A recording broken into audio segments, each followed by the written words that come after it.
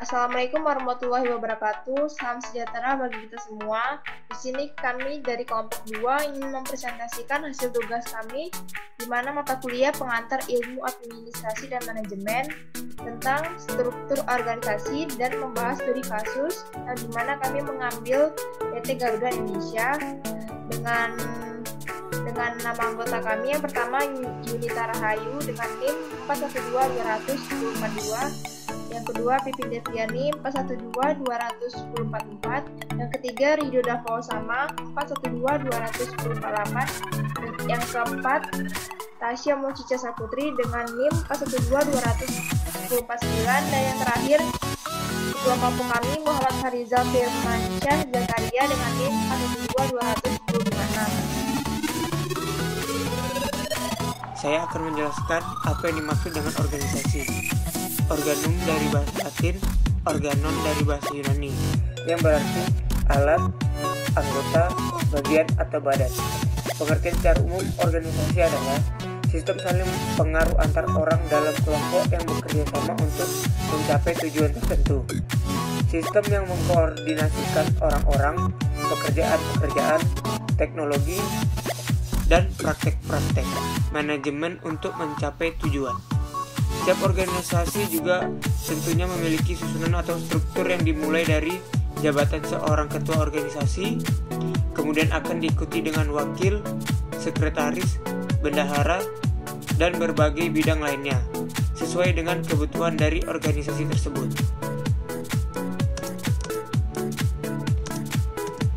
Yang berikutnya saya akan menjelaskan fungsi dari organisasi.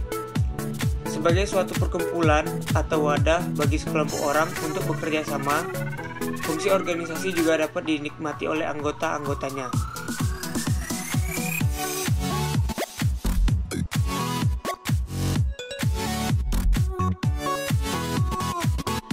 Oke, di sini saya akan menerangkan tentang struktur organisasi. Yang pertama ada pengertian, kedua fungsi, sama ketiga bentuknya.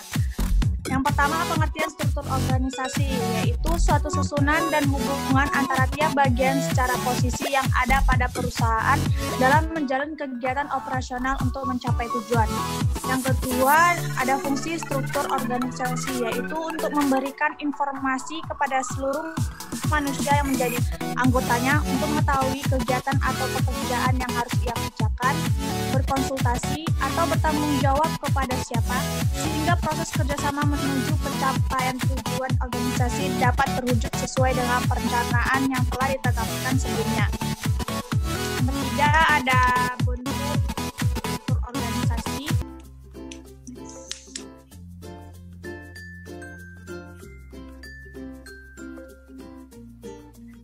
Next ya. Di sini bentuknya ada tiga, yaitu ada organisasi lini, Henry Fayol, bentuk organisasi di mana pelimpahan wewenang langsung secara vertikal dan sepenuhnya dari kepemimpinan terhadap bawahannya. Yang kedua ada organisasi fungsional, Frederick W. Taylor, yaitu bentuk organisasi di mana kekuasaan pimpinan dilimpahkan kepada para pejabat yang memimpin satuan di bawahnya dalam satuan bidang pekerjaan tertentu. Yang ketiga, organisasi lini dan staf, Emerson, yaitu kombinasi dari organisasi lini dan organisasi fungsional, di mana posisi staf sebagai pemberi saran sesuai bidangnya kepada pimpinan.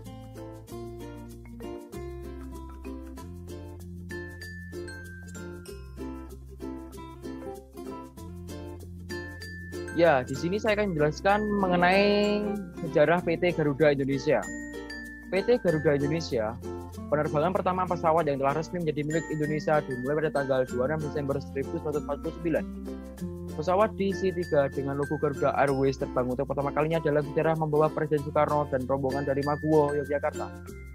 Atau sekarang Bandara Adi Sucipto ke Kemayoran, Jakarta untuk kembali memasuki ibu kota negara. Nama Garuda itu sendiri diambil oleh Presiden Soekarno dari kutipan sebuah jejak berbahasa Belanda, Gubahan Pujangga terkenal Noto Suroto. Tanda kutip, Ik ben Garuda Wisnois Vogel Dizin Velgus Oostad of Boven Au Eilanden. Atau aku adalah Garuda, burung milik Wisnu yang membentangkan sayapnya menjulang tinggi di atas kepulauanmu. Dalam tahun 1999, nama Garuda Indonesian Airways berubah menjadi Garuda Indonesia. Pada perkembangan selanjutnya, Garuda Indonesia terus mengangkasa ke seluruh penjuru dunia. Ya, itulah mengenai sejarah tentang PT Garuda Indonesia.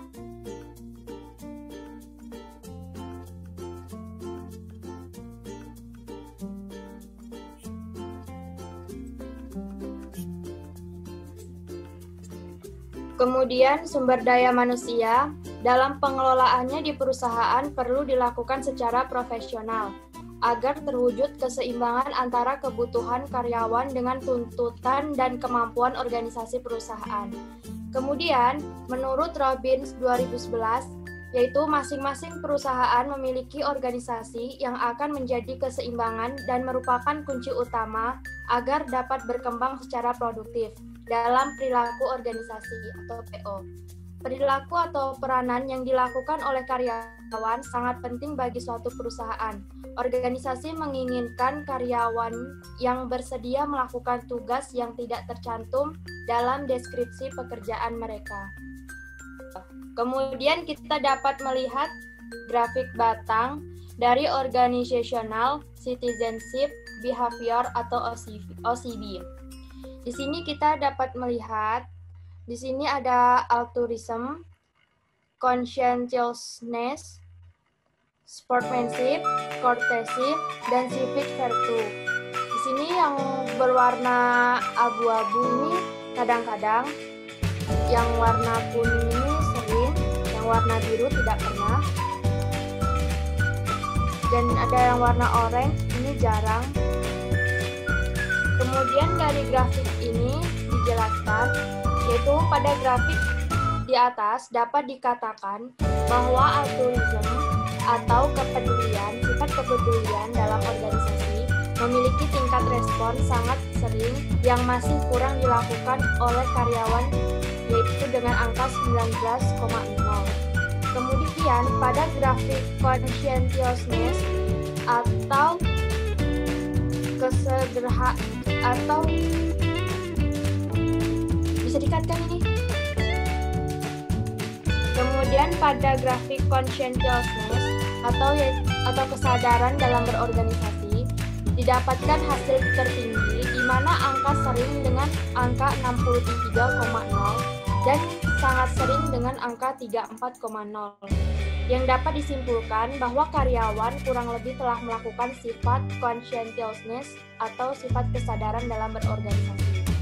Kemudian pada grafik sportsmanship atau yaitu sifat yang lebih mengarah kepada sifat yang positif daripada sifat negatif, didapat hasil dari respon sangat sering hanya 16,0. Kita dapat melihat bahwa masih kurangnya penerapan sifat tersebut.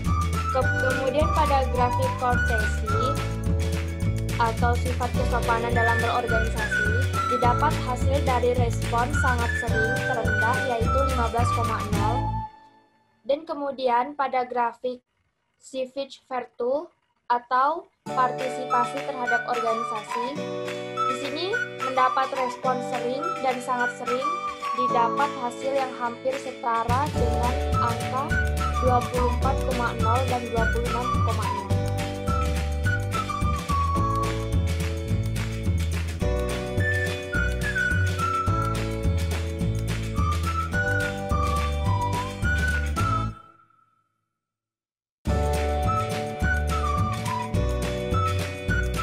Jadi dapat disimpulkan dari grafik batang di atas bahwa tidak banyak dari karyawan yang telah melakukan perilaku kewargaan organisasi di perusahaan dan memerlukan peningkatan.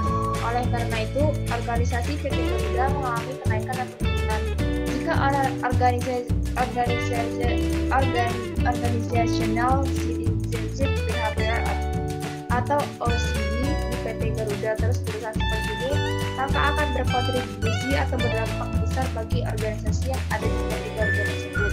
Maka diperlunya tingkatan lagi sikap yang lebih baik agar organisasi yang ada di PT Garuda Indonesia menjadi teratur, efektivitas, dan efisiensi dalam berorganisasi.